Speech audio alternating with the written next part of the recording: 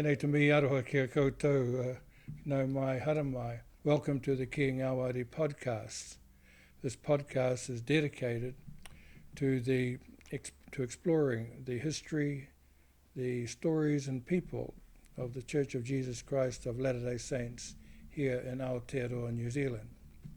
The phrase Kia Ngawari was made popular by an early American church missionary, Matthew Cowley, who encouraged the New Zealand saints and the missionaries to be good, to be humble, be teachable, and be kind.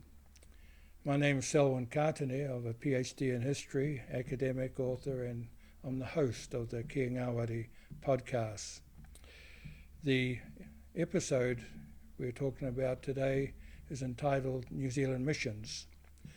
Back in 1854, when the first missionaries arrived in New Zealand, they brought the gospel with them, and they crossed the Tasman under the auspices of the Australasian Mission at that time.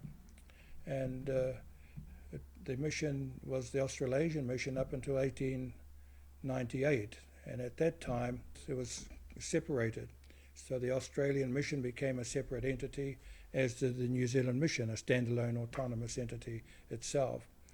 60 years later, in 1958, it was a watershed period for the church. A major transformation occurred then, and the mission, New Zealand Mission, was split into two. The upper half of New Zealand was the New Zealand Mission, and the bottom half was the New Zealand South Mission.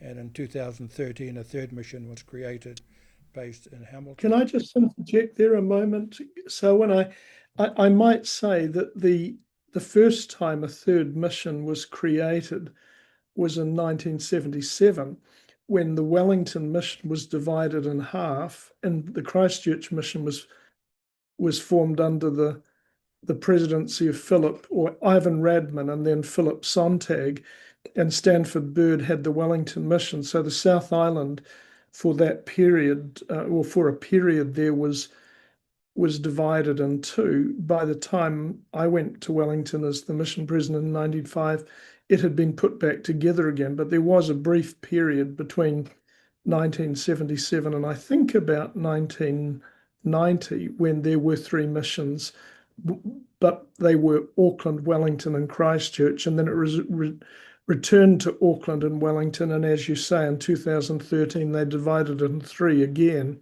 but this time the third mission was on the North Island, the Hamilton Mission. Right. Now, Keith, you've let the cat out of the bag. I haven't formally welcomed you, but joining me today, I'm very pleased to have Keith Thompson with me. Keith teaches law at the University of Notre Dame in Sydney, most recently as a professor of law and associate dean. But in the church, Keith, you've been a bishop, you've been a stake president of the Auckland Harbour Stake, and after that, New Zealand South Mission president. So welcome to this podcast, Keith. Good having you. I should say that Keith and I also edited the book Build for Eternity, a history of the Church of Jesus Christ of Latter-day Saints in New Zealand, and this was published a couple of years ago in 2023. The topic for discussion today is the New Zealand missions. So Keith, perhaps we can start off with that. What is a mission? What is a church mission? What's its purpose? How would you describe it? In our theology, and we don't normally talk about it as theology, so in our teaching about church history and doctrine and the purpose of life, as Latter-day Saints, we believe we are all children of the same Heavenly Father, and that He has sent us here to the earth to have a, shall we say, probationary experience where we can learn things in a character-building way that requires us to exercise faith. We believe, as a matter of teaching, that we all existed before we came to this earth. Now, that's a little bit unique in Christianity.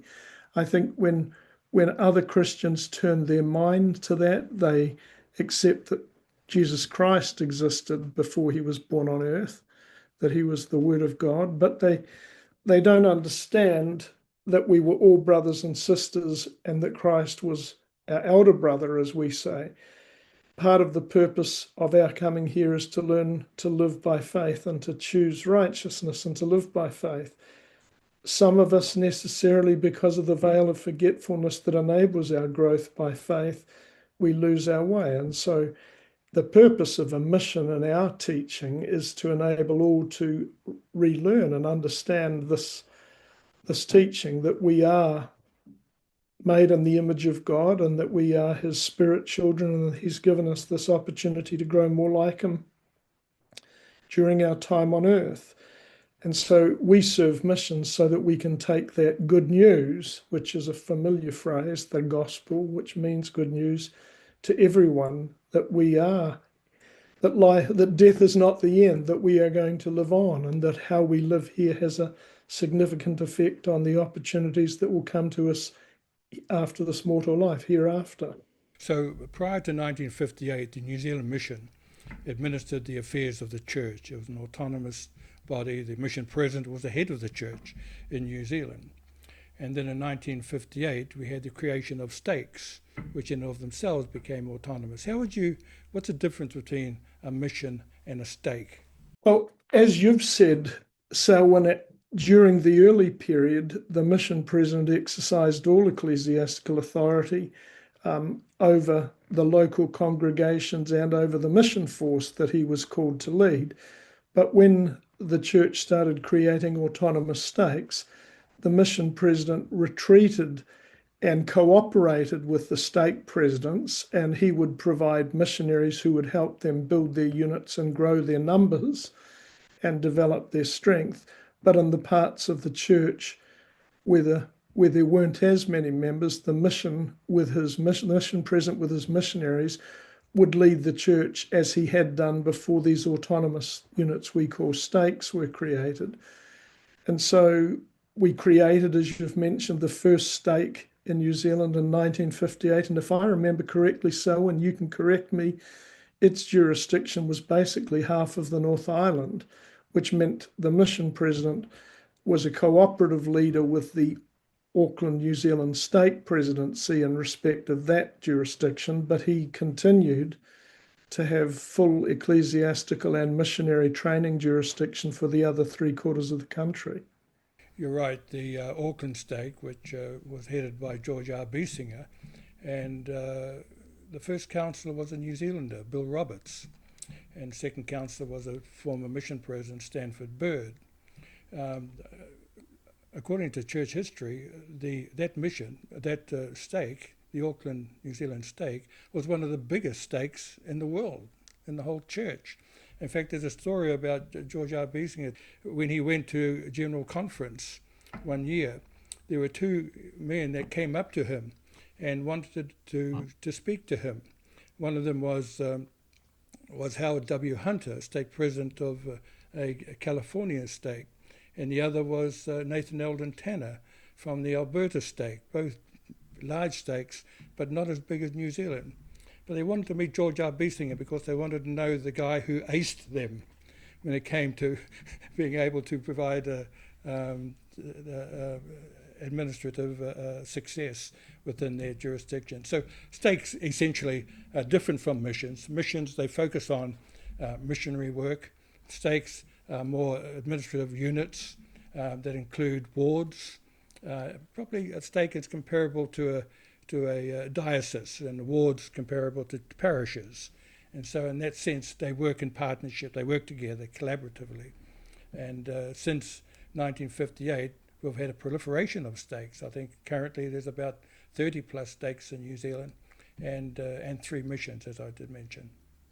I'm interested, Selwyn, did you know George Biesinger? I've had the privilege, I think you must have known Stanford Bird as well, but Bill Roberts was always a keen encourager of missionaries to serve. Obviously, as you've podcasted with his son, Michael, his own 2 sons served missions, but I remember that Bill would ask me to mow his lawns in Kalani Street at Takapuna, and he would pay me, and he would give me $5 for mowing his lawns.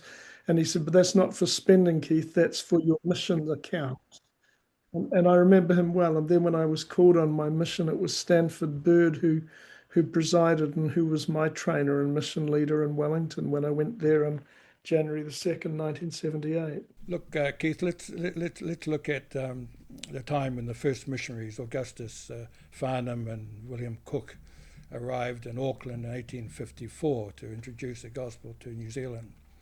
When they arrived, it was it was something which they had been planning for a number of times. But what was the response? What was the reception they received when they came out here? Well, I think they were finding their way because missionary work in the church was new. We had sent missionaries to the UK because there had been difficulties with membership at home, and there were more members in the UK of the church by the end of the first 3 years of missionary service than there were back at church headquarters then in Kirtland and Nauvoo. But when they came to Australia and New Zealand, they were kind of, I think, playing it by ear, Selwyn. They were looking for people who were interested to listen to them. And my sense has been, especially when I read that 1837 English experience, that they went to people who already believed in the church. I think they took a leaf out of the book of Christ, who would talk in synagogues until he wasn't allowed to, and the Apostle Paul, who would go to synagogues among the Jewish people who already believed, and say, look at this new information that we have, this restoration of gospel truth here. There are some things here that may be of interest to you because they resonate more closely with what the scriptures teach than what the diversity of some of the other Christian denominations are teaching. Come and listen. And so they were, as I, not completely winging it by ear, some of the early missionaries to England had created some pamphlets, what they called tracts, where they would set out some of the differences in a logical and progressive way. And so sometimes they would have these tracts.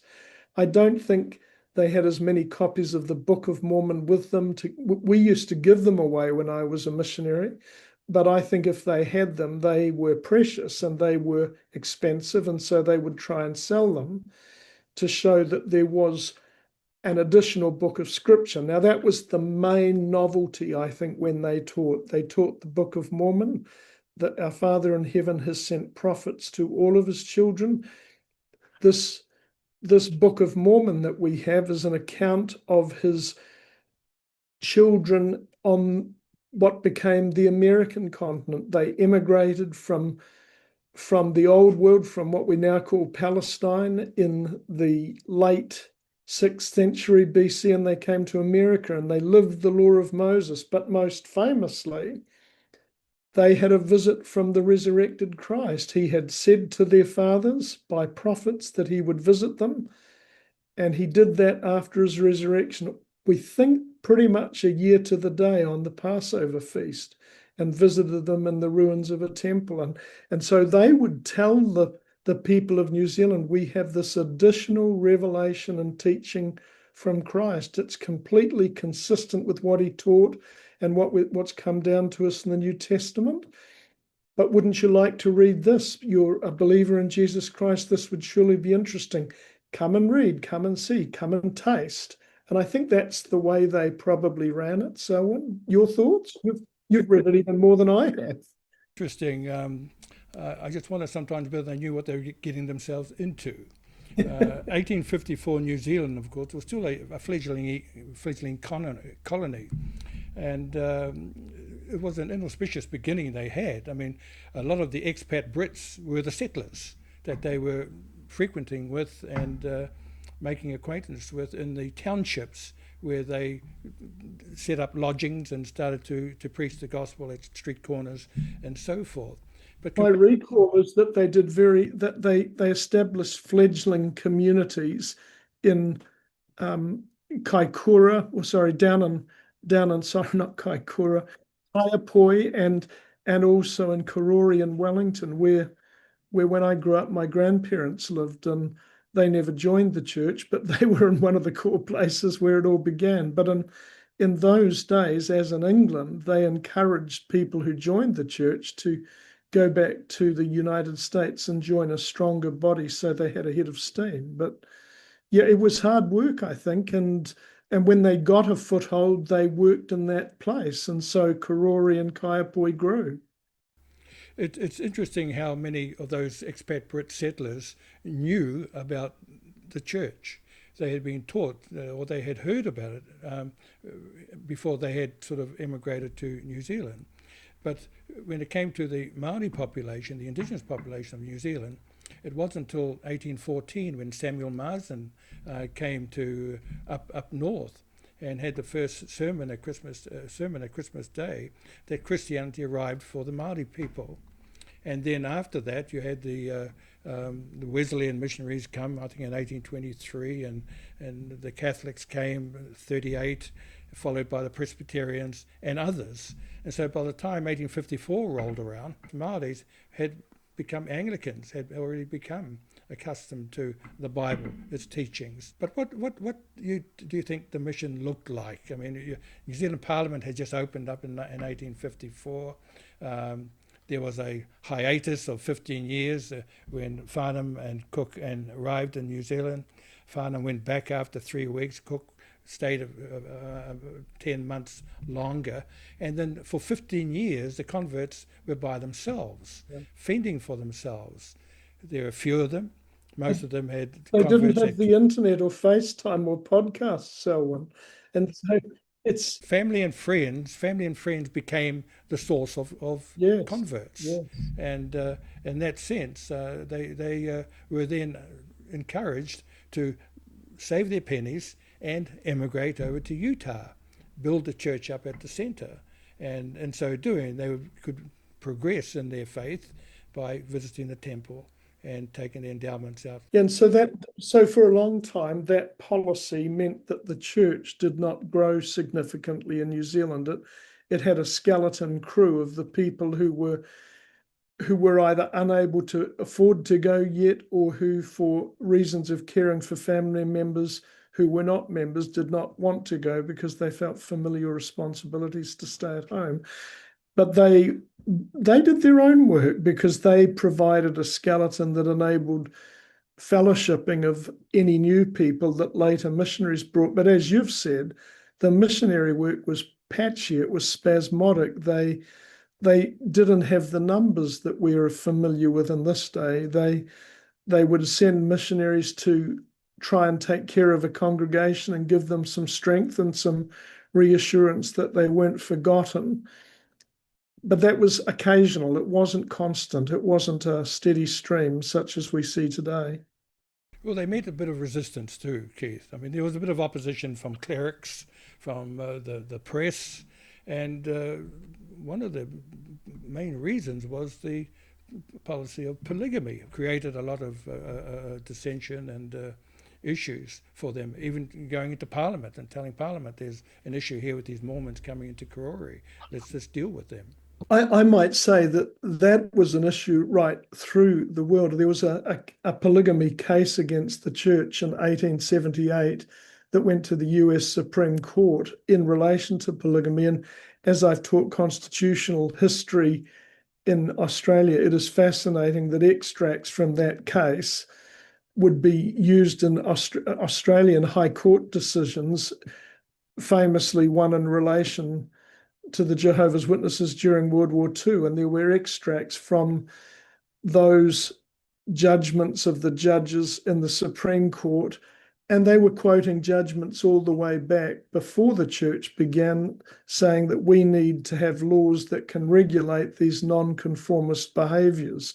And by that, they would refer to the Hindu practice of sutti, but they would then refer to the Islamic practice of polygamy or plural marriage. And when the Latter-day Saints started teaching that in a Christian sect, it was controversial and it got the headlines. And while it got publicity, and sometimes it has been said that all publicity is good publicity, I don't think the conversion spiked because of that publicity. So the New Zealand missions had a clear function, and that was to spread the gospel, preach the gospel, spread the message far and wide. And strengthen the members who were there so that they could one day go to Utah. So what was the actual message that they were conveying, Keith? Jesus is the Christ. He has atoned for our sins. What you do on earth is a preparation for eternity, and you need to do that preparation. Here is how you do it. You keep the commandments, and you keep them quite faithfully. You are disciplined in that. We can repent, but God would like us to keep the commandments. So as we improve, we don't need to repent of large sins anymore. We get better and better in our Christian practice and living.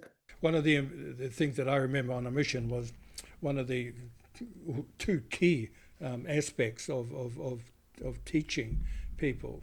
The discussions was centered around the restoration, the first vision, the golden plates, being able to present an account of God's dealings with people through his prophets in the Book of Mormon, and the plan of salvation. Yes. Where we came from, why we're here, and where we're going afterwards. Those are key sort of accounts, if you like, of what missionaries actually do day by day. We would also be asked questions about what was different about that, because the New Testament and Old Testament teaching, as you've said, were familiar in the Anglican or Minihari Church. What was different, and one of the things that we used to use on flannel boards at times was a foundation structure, and would show that after Christ was crucified, his apostles were persecuted virtually to extinction, into the wilderness, as it says in some of the scriptures. And so we would teach that a restoration was necessary, and that was accomplished through the prophet Joseph Smith, when Peter, James, and John returned as resurrected beings and gave him priesthood authority, instead of just hoping that he was following New Testament practices. He was actually given the authority and the keys, as we say, to develop the church and grow it and administer it in a way that was in closer accord with his scriptural teachings and practices, as revealed both in the New Testament and as we had received at the Book of Mormon. We've talked about the response of essentially a European population to the missionaries, inauspicious beginning, slow conversions, migrating to the States to build a church up there. But with the Maori population, they were discouraged from going to the States. But it really wasn't until the 1880s that that when the gospel was taken to Maori people, that the gospel message really resonated. And of course, the Māori prophets had a key role to play. Paora Potangaroa, Aramatuiroa, and others. Their messages were quite similar, that the gospel for the Māori people, the true church, would come from the east. They'll come in pairs. They will learn the language. They would teach the Māori people in their own tongue. They would raise their hand. They would live in their homes. They would come and get to know them personally. Exactly. But when it was taken, when the gospel was taken to the Māori people, what was the response there? How was that different? You know, I've done quite a bit of work in that space, and I think it's useful just to quickly review the social context.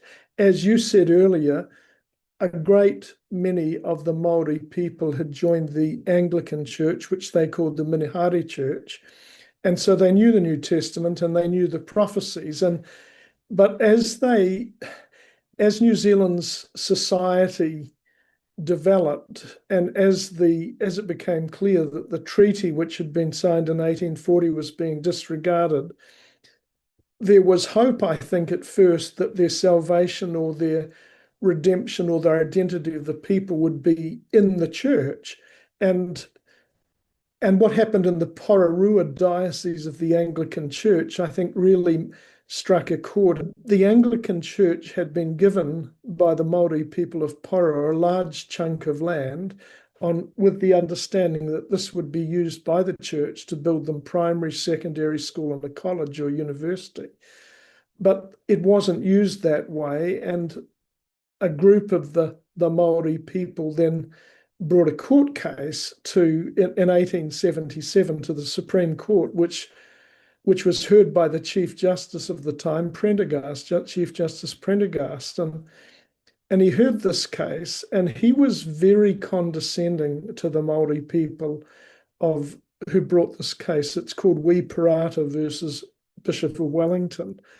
And he said to them, that they said, well, this is a breach of the Treaty of Waitangi. We were to retain our lands. We would be able to trust these people. In this case, the church said they would do these things. The Chief Justice found that they did not have authority to bring that case, that they could not bring it in their own right, that it would only be a valid case if they convinced the Crown to bring it on their behalf. And since they had done that, he was inclined to dismiss their case. And when they pressed the treaty further, he said, and he didn't admit this much, but he said, we don't do treaties with native or indigenous peoples anymore. That was something that we did in 1840, but we've learned since that time that native people who don't have a single king that everyone recognises aren't qualified to sign treaties. And so the Treaty of Waitangi, he said his very word was a nullity. And he was further condescending and said, because you people were savages, he used that word. Now, I mean, that's 1877. There had been a lot of wars in the Waikato and in the North Island further north. And I think the Maori people who had heard of the returning Christ and the millennial era of peace, they felt let down, they felt disappointed, they felt frustrated. When the LDS missionaries came and lived with them, I think a lot of their missionary work was done orally. I think they recognized that these people were descendants in part of the peoples of the Book of Mormon era, and they referred to Hagoth, and so they would read to them large chunks of the Book of Mormon, and the Maori people with whom they lived would gather round them into the wee small hours of the morning and listen as they read passages and promises of millennial salvation and redemption to the Maori people. And I think in the context of how poorly they had been treated by the other churches, in this case the Minahari Church, and by the judicial system in New Zealand, this was music to their ears, Selwyn, and I think it spread like wildfire. I mean, you know more about where the initial baptisms happens. If I remember, it's up by Cambridge, but it just went like wildfire from Pororua, as I remember, up into the east coast to the Wairarapa, to the Hawke's Bay, up to Gisborne, and then back into Waikato.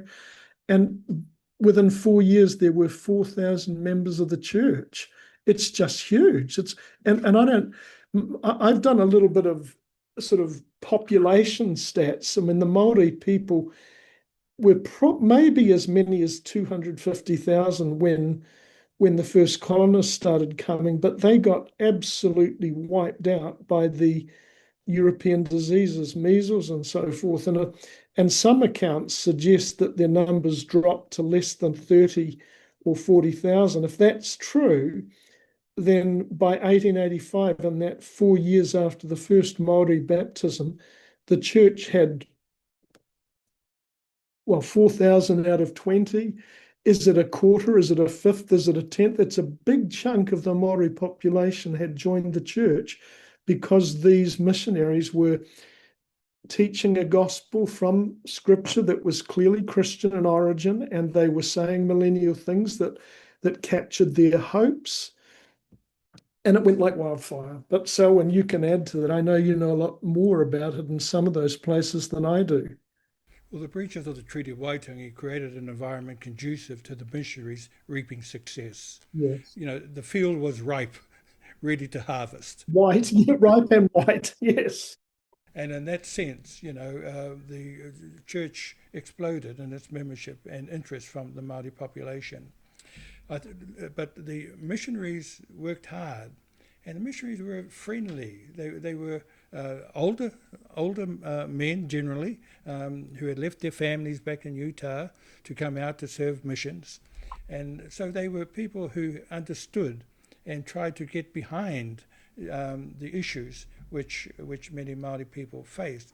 But the missionaries were respectful of Māori customs and traditions and women. And they were just interested in preaching the gospel. We didn't have any scandals that I've been able to trace. So when there were one or two went home early because of problems, but they were trustworthy, I think, and the people trusted them.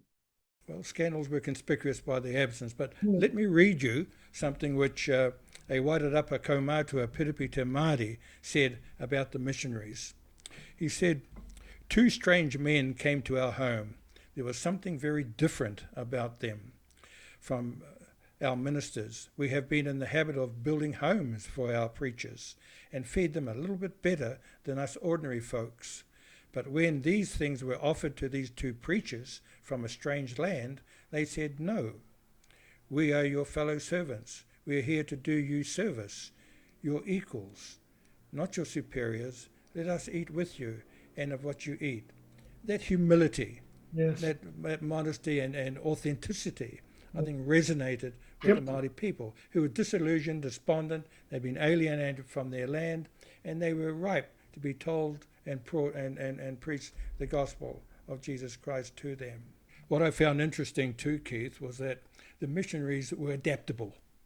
yes, They were flexible, and they were open and quite transparent in what they were attempting to do. yes, Communications was a problem when they went into the rural sector to preach the gospel to Māori. And so they had to learn the language. yes, They had to have a good, sound understanding of the customs and traditions of the people. They had to recruit translators to help them when they were preaching the gospel until such time as they were confident in the language themselves. But the missionaries were able to change in a way which enabled them to more effectively preach the gospel. it wasn't just language they're translating, it's also understanding the differences in culture and identifying things that were appropriately carried on and kept as a culture within the church, and some things that perhaps didn't fit, that weren't consistent with Christian teaching. And sometimes those lines that I think they ended up having to draw would estrange some of the people and bother some of the leaders. There were teething troubles. Well, they had to reconcile their cultural practices and traditions with gospel teachings, Yes. and that was a process which took time to do. But national annual conferences, the huito, were important gathering places for the missionaries, and they were able to, rather than spend all their time tracting around along country roads to see the Māori people, at huito, that everyone came together. They had a captive audience for 3, 4, 5 days, and there they were able to preach the gospel. That's where my mother and father met. I mean, I think that the very name huitau and the fact, the church clearly had a conference tradition. I mean, we can track the fact that we still have an April conference that corresponds with Jewish Passover, and we have an October conference that corresponds with tabernacles in Jew. We've got this tradition, and so the missionaries bring this to the Maori people, and they call it huitau to explain it to each other. And to this day, our general conferences in the church last for a whole weekend, maybe not 5 days, but this is something that they have in common. And we sit there and we find identity with communities that we haven't talked to for a long time, and we're feeling similar things. And sometimes we see, well, they've actually clarified the way our culture works in tandem on this point and this thing that we've adjusted.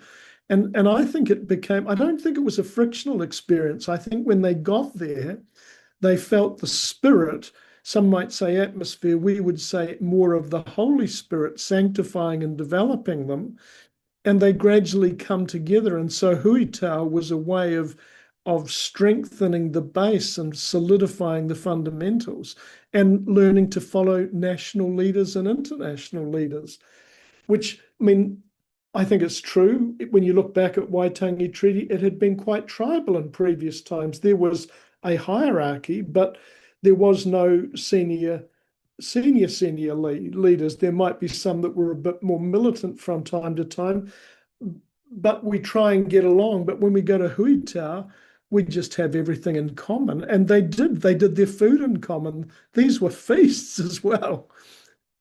And Keith, just like we use advanced technology, in innovative ways today. Back in those times, they had to use whatever missionary tools that they could garner. They used huito, they used te karere, was a written communique which went right around the whole mission. And they used these tools in such a way that enabled them to transmit the message. And for that reason, I think the missionaries did an excellent job in adapting to meet the Māori on their turf, on their terms, in a way which was highly appropriate. And so I grew up in a flavour of New Zealand that was completely, it was all combined. We were all brothers and sisters, and it was that spirit you spoke of earlier, where the missionaries said to the members or the Māori people among whom they lived and whom they taught, we are your equals, we are not your superiors. You talked about schools, 1898, where the New Zealand Mission was created. It was very much a standalone administrative unit, and the mission was essentially a Māori mission. You had the native primary schools that had commenced in 1886 were in full swing in small communities like Nuhaka and Wairoa and Pipiwai and Porirua. And then you had the missionaries teach the Māori children, not just gospel principles, but the 3 R's, reading, writing, arithmetic, literacy, numeracy, practical sort of educative sort of initiatives. And of course at Advance, the church was very much focusing on education in its broad sense. So they wanted to provide a practical opportunity for Māori boys to be trained in farming and agriculture. And so they established what was to be the flagship of the church in New Zealand, the Māori Agricultural College. Once again, peopled a lot by missionaries. The mission president provided the oversight, governance of the Māori Agricultural College, which then, enabled the missionaries to use those facilities to their best advantage. And in that sense, the church grew and grew into such a position that when Matthew Cowley came around, and this was in 1938, he came back as a mission president. He was a missionary in 1914, 1919 initially. When he came back, well, he made a significant impact on the missionary program, Keith. That ethos, that education ethos, as you were speaking just then, I reflected on my own life. Neither of my parents had been to university. Neither of them got past what we would call the fifth form. And there wasn't a significant educational ethos in their families before that conversion either. No one had been to university, but the church created in our family that education ethos. Now, my brothers didn't go to university, but I received that. But I got it from one of my Maori bishops. We moved to Auckland when I was 13, and my bishop was Wali Tukakino, and he was a vocational guidance teacher, and he's still alive, I believe, on the East Coast now, but he ran what we call bishop youth discussions, but he focused on all of us kids. We were Polynesian, we were Maori, we were Pakeha. What do you want to be? None of you are tall enough to play in the NBA, so I don't want silly suggestions. And he made us look at what we wanted to be, and he said, don't just do the posh things, think about what will make you happy.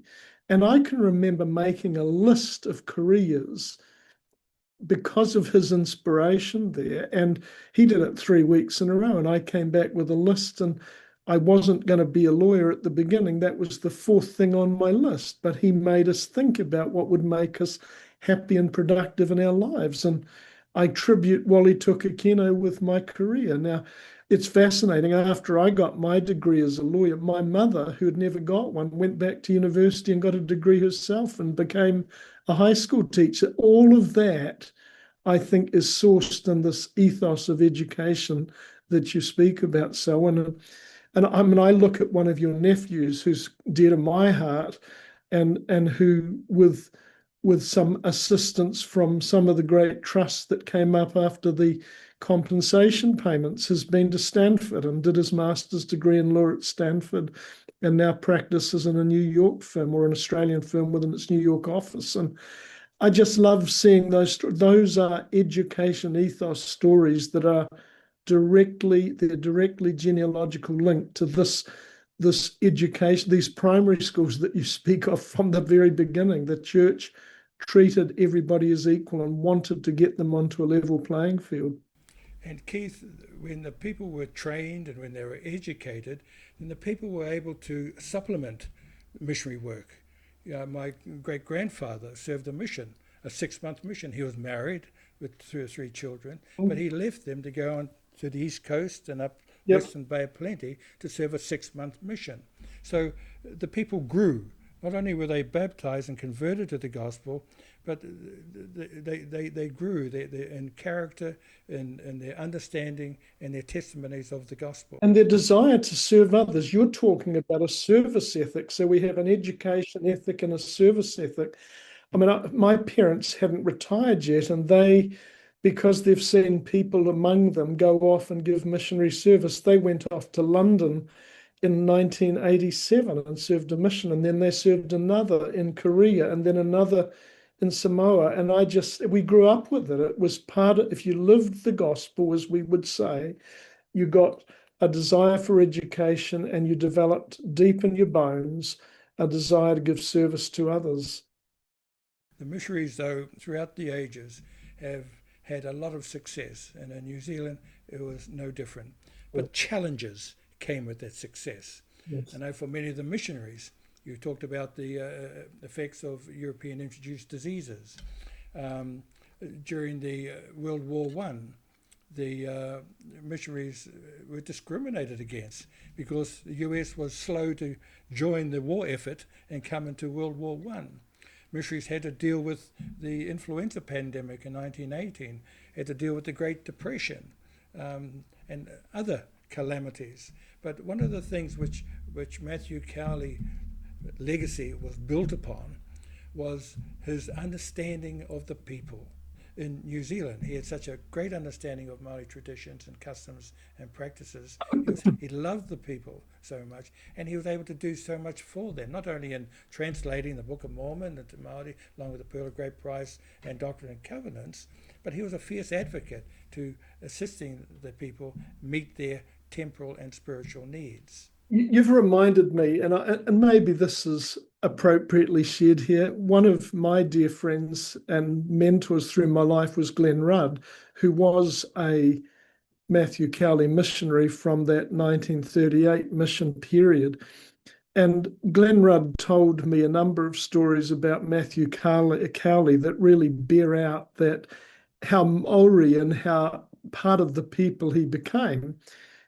When he went back from his mission, he had trained as a lawyer, but I think he only got to practice a total of 11 years as a lawyer. And he didn't make a lot of money as a lawyer because he was used to giving people the shirt off his back or doing his service for down and out people pro bono. But when Glenn Rudd went back from his mission, he worked in the church welfare department.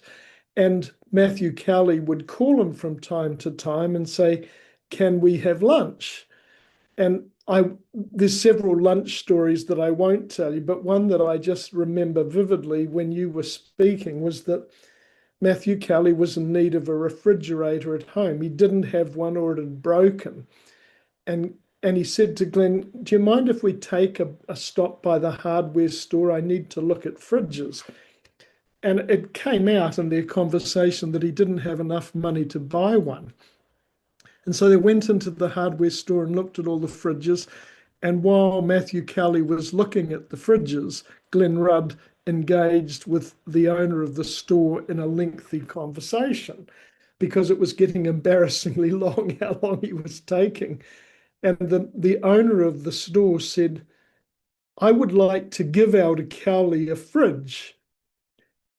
And he said, "Could you tell him for me?" And Elder Rudd, as he became, said to the storekeeper, "No, you should tell him yourself. He's quite happy to receive gifts. He's very well accustomed to being cared for as he gives service to others." And there was reluctance, and Elder Rudd had to push him, but finally he did. And he was a spectator when the offer of the gift was made. And when he offered the gift, Aotearoa's answer was full or empty. Was he going to get a fridge that was empty, or was he going to fill it up with food so he'd have enough to make? But that was the way he was. He would be given that way, and he grew to expect that people would do what he would do. As I say, he would give you the shirt off his back. Matthew Cowley made a huge impact as a missionary and as a mission president. Once again, as I said, advocating for the replacement college to MAC when it closed after the Napier earthquake. Yes. The Church College of New Zealand was a initiative which he personally fronted as an apostle, and was able to announce it to the saints, much to their delight. But the situation was altered somewhat in the 1950s, post Matthew Cowley, when Gordon C. Young came on board. He didn't tolerate disobedience or people not keeping the commandments. He had a different approach. What was that, Keith?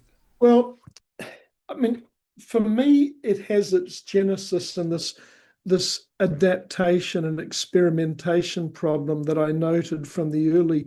The church was, because all the European members had always been going to Utah, and the Maori members stayed put, partly because they didn't have enough money, but more because there was, I think, a degree of racism in the church. But they stayed put, and so the members were mostly Maori. As you've said, it could have been as high as 95% at times. And so the people who are going to be the leaders are the locals, but they don't all understand the culture of the church. Is the culture of the church something distinct, or is it partly European? There were issues there. Gordon C. Young, who does have a famous history. I mean, he's a grandson or a great-grandson of Brigham? Great-grandson of Brigham Young. He was less inclined to tolerate waywardness or recalcitrance among the leaders of the church that had been called, because he was calling them, and he would impress upon them their need to lead exemplary lives. And so if somebody, especially if they've already had a chance and they backslid a second time, he would just release them and move on. And some of those people didn't take their releases very well, and they would lobby among the members and create some fissures in the local parishes, the wards. Well, they weren't wards yet, they were mostly branches, and in the districts. And so there was a degree of friction, and yet at the same time, the church continued to grow. I mean, it had positive and negative effects. He may not have been as patient. In fact, he certainly wasn't as patient as Matthew Cowley was. But at the same time, he was creating some expectations of virtue and reliability in the leaders. Difficult tightrope to walk, Selwyn. Well, Keith, when you look at what happened in 1958, one of the greatest weeks in the history of the church, the temple, the college, stakehood, splitting the mission again, unprecedented surge in church membership, there had to be a preparatory phase, and Gordon C. Young brought that in. Well, it's not really legalism, it's just insistence on standards. His insistence on standards created a foundation that enabled the college and the temple to be built to convince the leaders in Utah that they should spend that money. It was a case of ensuring that New Zealand itself had the right leadership to make the necessary movement forward with new statehood, with a temple, to prepare for it, to keep it busy. That's what David McKay said in 21. If you want a temple, many people wanted one because of Hawaii had a temple. He said, well, you've got to be ready and you've got to keep it busy. And the same thing with statehood. People didn't know how to run the stakes, and so a lot of the teachers from Church College would educate their children during the week and train their parents on how to run stakes, how to fulfill their obligations as quorum leaders, and so on and so forth. But Keith, culture change was an important aspect of the growth of the church. That culture of obedience and of reliability was part of what David O. McKay was talking about in the 1920s. You have to be prepared and the preparation means these ways. And if you do this, then we'll get a temple, because then you will understand the covenants that you'll make there. You need to be ready to make those covenants. It would not please the Lord if you made covenants and then did not keep them. So the covenants that you already have, you need to follow them. And I guess in that context, that's a good way to, I mean, Matthew Cowley loves the people. Gordon C. Young teaches them how to follow the commandments so that they're prepared for a temple and to live up to a higher law when it comes. When you look at the cultural change that was done by Gordon C. Young, David O. McKay brought in his own cultural change when he said in 1959, every member a missionary. Now that message resonated, and that had a huge impact. And Spencer W. Kimball followed it up in 1974, I think it was, with every young man should serve a mission message. Well, they certainly had a big impact upon my life. I mean, my parents joined the church in 1963, so 5 years after the temple was dedicated, and 4 years after President McKay speaks of every member a missionary. And to this day, I remember the names of the families in Dunedin that fellowshipped my parents into the church. And they were white and Maori, all of them. And it was a community, and we just joined that community, and it felt good. And I remember nothing else. So, and then when President Kimball said in 1974, every worthy young man should serve a mission, William Roberts' son Michael was our priest's advisor. There were 5 of us in the group. One wasn't particularly active. The other 4 of us all put our papers in, and we all went to Wellington. Keith, what's the current status of missionary work today? You know, building on, 100 plus years of missionary work in New Zealand. Where are we at now in New Zealand? It's fascinating I've got a granddaughter who's preparing to put her papers in as we speak. I believe she'll join 73,000 or 75,000 young men and women who are serving. That doesn't count the senior couples and the service missionaries. If you add them all, and it's well over 100.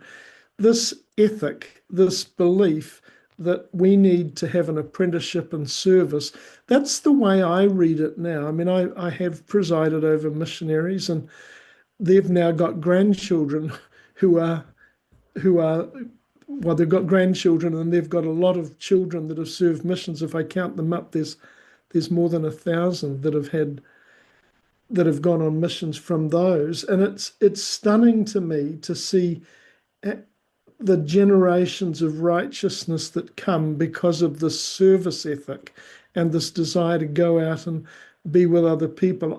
Every time I see a mission opening televised online from one of my former missionaries, and it's their grandchildren, well, they all want to go to New Zealand, and there's almost regret when they don't go. I saw one last week where it was an East Europe mission, and I'm delighted for them, but they are going through the world, and it's happening everywhere. And it seems like everyone recognizes it's not just finding new people to join the church, it's finding new people to love and serve. I attended an iftar dinner last night, which is a Ramadan celebration, which had, I think I counted 30 different faith leaders, the mayor of the city, 5 of the councillors, and an MP, celebrating the fact, and our missionaries showing them their places as ushers. And I just marvel at the fact that we are teaching. The mayor said in the speech as she concluded, I love what your church does underneath. Look at this. We're at war in several places in the world, and yet here we have Hindus and Muslims and Jews and Baha'is and all kinds of Christians, and we love each other, and we know how to talk to each other. And would that we might teach the world how to do that. And I think that our missionaries, when they go out now with their requirements of service, not just teaching, that is part of the ethos of missionary work now. It's loving people and finding ways to connect them together and to understand one another.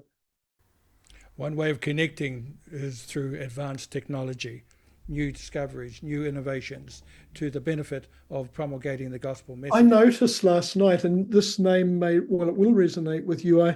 One of the ladies, when Craig Payhoper was taking photos officially all over the place, and we were being arranged for his photo shots, but Ashley Ferris, née Webster, was using her camera to take photos for media posts to show all this coming together of different faiths at this Ramadan celebratory dinner. And all of our friends talked of each other as cousins and brothers and sisters. And it was incredibly refreshing, and none of them were upset to have LDS missionaries with badges as their ushers. It was great. Now, Keith, you've been on a mission, you've had family go on missions, and you've known a lot of missionaries. What does success look like for a missionary? You know, when I look as a grandfather at grandchildren going out to serve and my own children having returned, the thing that I feel most is that they have the love of their fellow men in their hearts. I had a son serve in Japan, and he's modest, and a couple of sons-in-laws served in Japan, and they're modest about their mastery of that language, but I have stood at tourist sites where there were Japanese tour buses and they could translate every word for me. But they didn't just translate the words. They have people back in Japan that they still communicate with and that they love and that love them back and that celebrate their birthdays when they come up. Now, that's a little piece of that. That's the skin on what happened in the potato inside. They are lovers of men and women, and they believe in service. Most of them, in fact, most of them have served in church callings where they minister and lift and elevate others since that time. I mean, I remember asking one of the general authorities when I was a mission president, what do you think is the most important thing about missionary work? Is it training the missionary or finding the converts? And he said 80-20, but he didn't say which. He said 80-20. And I said, which is the 80 and which is the 20? And he wouldn't answer me. He said, you pick it, Keith.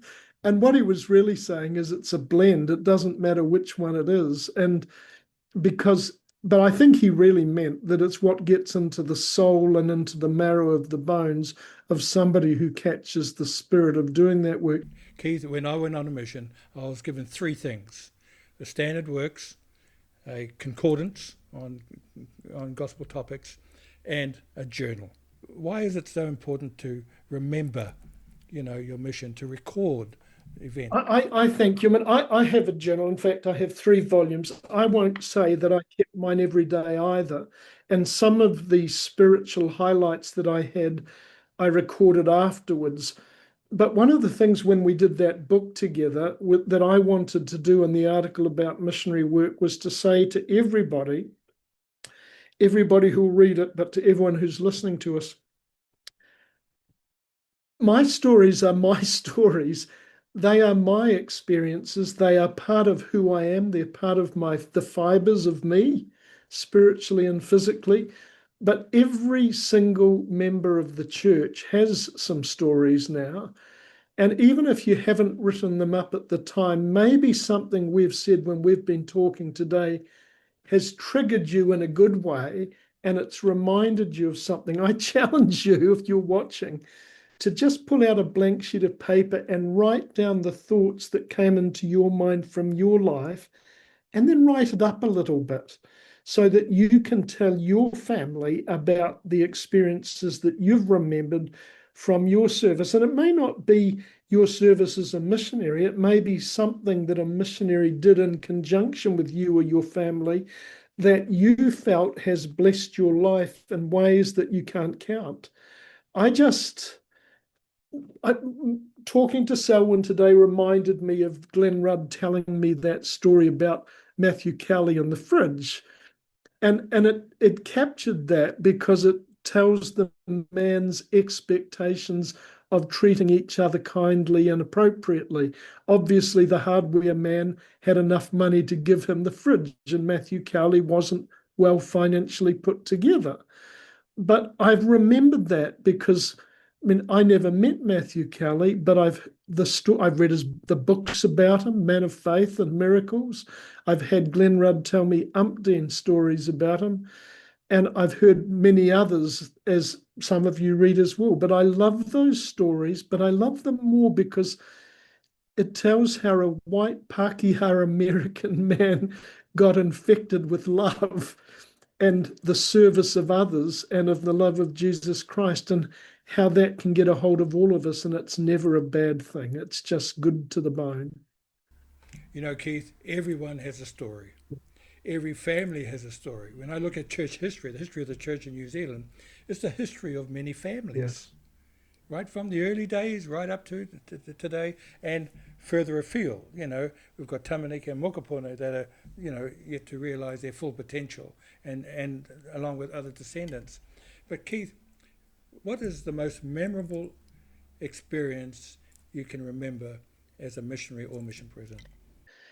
4 days after I arrived in Wellington as the president, one of the letters to the president came from Elder Chris Record, who was serving as the zone leader of the Christchurch zone. Missionaries are supposed to write a weekly letter to their president to report on how they're going. And he said, and it wasn't really great English, if I'm honest, but he said, I keep street contacting people in Christchurch City from Russia. And they're from all over the place, President. And one of them, he said, and it sticks in my mind, came from Mormon, Mormonsk. In fact, that means Murmansk, and it isn't Mormon, but he wrote Mormonsk. And it caught my attention. And I was doing a zone conference tour very shortly thereafter, and I met him, and we talked about it. And I found that there was a whole bunch, I think 8 Russian crude shipping vessels operating out of Littleton Harbour, out of Christchurch at the time. The stake president of the day was one Alistair Rogers, who I had grown up with and knew well. And we talked about this, and we wondered how we might cultivate this opportunity, but didn't know how. But Alistair confided to me that just a month or so before I had arrived as the mission president, he had called a Ukrainian couple, refugees to New Zealand. This is 1995, so it's long before the war, but not long after the Iron Curtain came down. Esther Gurevich and her husband as stake missionaries. He said, I was prompted to do it, but she's bothering me, Keith, because she doesn't speak good English and she doesn't know how to be a good stake missionary, and I don't know what to tell her. Maybe there is something in this. Elder Record continued to advise, and other missionaries kept running into these Russian sailors too. And Alistair and I, as mission president and stake president, would talk every month in a meeting and informally on the telephone. I checked my mission records. I found that 2 of my missionaries had either spoke Russian or had gone to school at university in Russian. One of those, the one that had gone to university, was disappointed that he didn't get to serve in the Finland Helsinki East Mission, which had recently been created. But now we had so I transferred some missionaries. One of those, Elder Stephen Smith from Cardston or Raymond, Alberta, had a Russian grandmother, and he had had some Russian immersion as a child.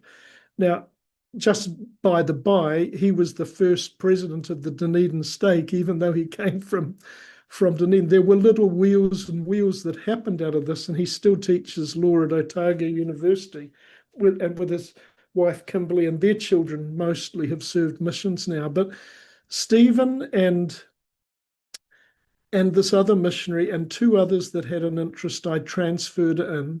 I asked my mission commissary and supply manager to requisition a couple of boxes of copies of the Book of Mormon in Russian. And he said, he called me back the next day and said, President, I've already got 2 boxes here. There's another story. It turns out that there had been something similar happened out of Nelson on President and Sister Melvin and Wilma Tagg's watch. They had requisitioned the boxes, but it never kicked off because the ships sailed. But here I have straight away 2 boxes of copies of the Book of Mormon in Russian. I sent them to Christchurch. I very much trusted Elder Smith. He had been one of my zone leaders. I've later studied law at Harvard, got a master's in law from Harvard, and clerked on the Alberta Court of Appeal. Very clever man. But I sent him with Al Blackburn and Elder Lewis and a couple of others and Esther Gurevich, and they would go on trade-offs to the Littleton Harbour. Alistair, in the meantime, commissioned buses every Sunday night. He would send a bus out to the Littleton Harbour and fill it with interested Russian sailors and bring them to either the Opawa Chapel or the Fendleton Chapel for a fireside about the gospel, where we would teach discussions in Mass. We baptized during the next 10 months until those ships sailed again, 77 adult males from Russia. 3 of them, bless their hearts, without our encouragement, jumped ship. Alistair got them called on missions. They all served in the New Zealand Auckland Mission. One of them, with his wife, from other missionaries of that era, got them refugee visas to Australia when the current Ukraine war broke out. And I am in regular contact with Elder Ruslan, and he and I talk to this day. Now, that's an affectionate story, if I might say it so, and it sticks in my head. I might say when I returned to Sydney into my job as legal counsel, Lowell Wood was the area president, and one day he came into my office and put a letter on my desk, and it was from the Europe East area president, and it said, Lowell, it was addressed to Elder Wood as his friend, you have a rogue mission president in Wellington. We are supposed to be building the church from centers of strength. He is baptizing people from all over Russia, from Vladivostok to Moscow to Kiev to Murmansk, and I haven't got anybody to look after them. And Elder Wood said to me, Keith, would you draft my reply? But it's interesting, at all stages during this little explosion that happened, it was just a window. I had called Elder Wood and said to him, Elder Wood, what do I do? They're going to go home and there's not going to be a support network. And he said to me, have they had the discussions, Keith? And I said, they have. Do they understand the law of chastity? Yes, they do. Have they committed to obey it? Yes, they have. Have they promised to pay the? Yes, they have. He said, you cannot withhold baptism from them. Baptize them and let's trust the Lord and see what happens. And I might say another little follow-on from that, when my parents were serving their mission in the Seoul Korea Temple, my dad was a sealer there, and he had a couple come down from Vladivostok to be sealed, and guess where he had been baptized? So there's some wonderful little, you couldn't write about this, you couldn't imagine it. Heavenly Father has his ways of planting the gospel all over the world. We do our best, and it's wise that we build from centers of strength. But it's like Philip and the Ethiopian eunuch, if you remember from the New Testament. He was carried by the Spirit. He taught that man the gospel while they were riding along in the chariot, baptized him, and never saw him again. But the Holy Ghost said he needed to be baptized. And that's what that little incident, that little cameo seemed like to me. Hope that answers your questions. Well, Keith, that's a great memory, and I'm grateful that you've shared it with us, if you've recorded it and shared it, and hopefully those sort of faith-promoting stories and testimony-strengthening experiences build character, enables us to move forward with confidence. Keith, thank you very much for joining me on the Kia Ngawari podcast. I really appreciate it. For thank you. For those who are listening to this podcast, feel free to comment or provide feedback on this podcast, on this episode or other episodes. We would welcome them. Please consider buying the book Build for Eternity, A History of the Church of Jesus Christ of Latter-day Saints in New Zealand. Once again, Keith, thank you very much, and for everyone, look forward to our next episode, which should be available in the next 3 weeks. Many thanks. Kia ora tātou.